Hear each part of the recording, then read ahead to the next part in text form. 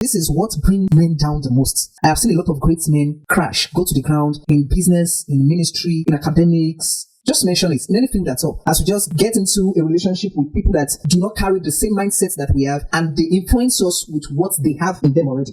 Be occultic and diabolical.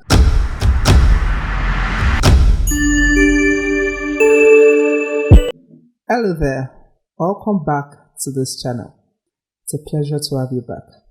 My name is OLANREWAJU ANUOLUWAPO. Last week we started the topic on the series where we are looking at the lessons from fallen heroes and why men fall and how to avoid fall. Let me highlight one of the things that we talked about last week. If you were not there, please refer to our videos to catch up. The first thing that we discussed was you stop doing what brought you to greatness, what brought you to this level. The first thing I'm going to be discussing today is very powerful, and it is sexual immorality. This is what brings men down the most. Emphasis on the men.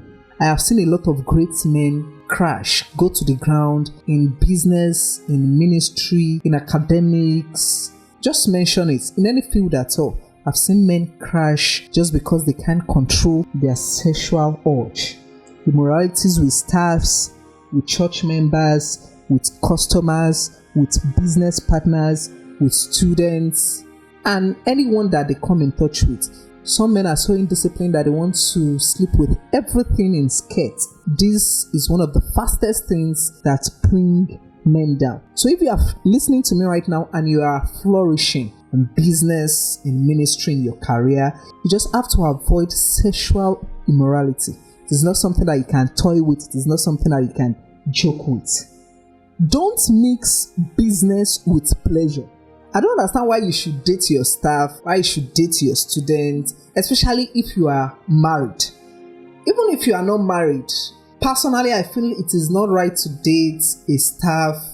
Emphasis on the men right now because we have more cases with men. Men are more affected. Even if you have to date your staff or your colleague, there are ways to go about it, which I will talk about in one of my videos. But right now, if possible, avoid your staffs. If you get into a relationship with your staff, there are some things that you cannot talk about. There are some things that you cannot address. Other staffs, other colleagues will feel you are being partial and all that. There are a lot of things attached to them, which I will talk about later on.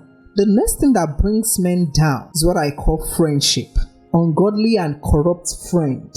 You know, when most of us make it, we believe that it is the right time to change our friends, to change our circle, be with more influential people. And I'm not saying that is bad, but sometimes this ruins us as we just get into a relationship with people that do not carry the same mindset that we have, and they influence us with what they have in them already. It can lead you into bad habits, can lead you into smoking, into drinking, into forsaking the God that brought you to that level, and they can even lead you into sexual immoralities. You might be very sure that I cannot fall, I cannot do that, but just wait until a friend is able to convince you that just a little bit of it is not bad, and before you know it, you are drowning in that addiction or immorality that your friend has caused you.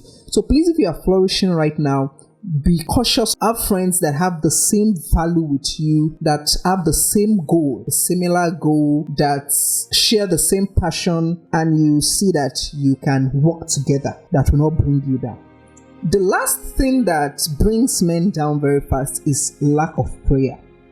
Not everyone wish you well. There are some people that mere looking at you, they are very angry that you are doing well, and they wish. Some even pray. Some go extra lengths to be occultic and diabolical just to bring you down.